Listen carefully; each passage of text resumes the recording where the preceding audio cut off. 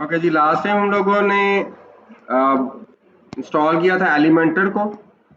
हम लोग उसी से बात को आगे लेके चलते हैं। मैं लॉगिन कर रहा हूँ इसके वर्डप्रेस के ऊपर।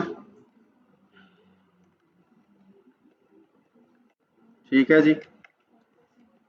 ऑब्वियसली आप यूज़र नेम पासवर्ड देने के बाद इसमें एंटर होंगे।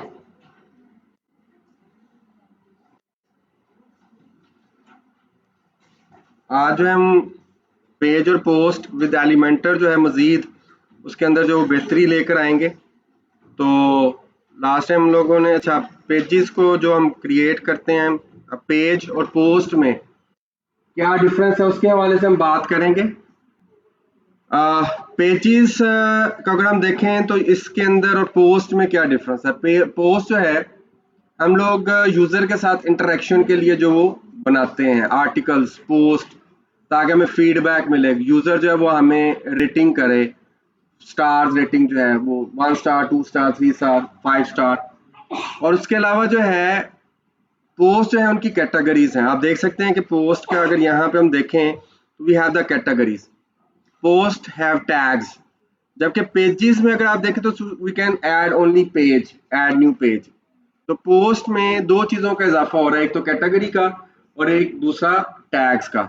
तो चलें सबसे पहले जो एक पोस्ट बनाते हैं, इसमें ऐड न्यू करता हूँ। ठीक है।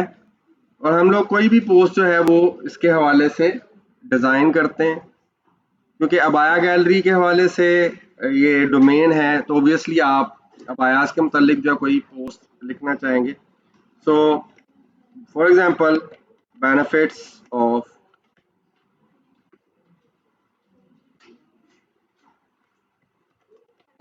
अबायास। ठीक है जी। टाइटल बेनिफिट्स ऑफ अबायास हमने रखा and we are clicking on the edit with Elementor. जैसे एलिमेंटर को मैंने क्लिक किया है ऑब्वियसली ये इसको एलिमेंटर में ओपन करेगा। और लास्ट टाइम में हमने सिर्फ बात की थी सेक्शंस के ऊपर।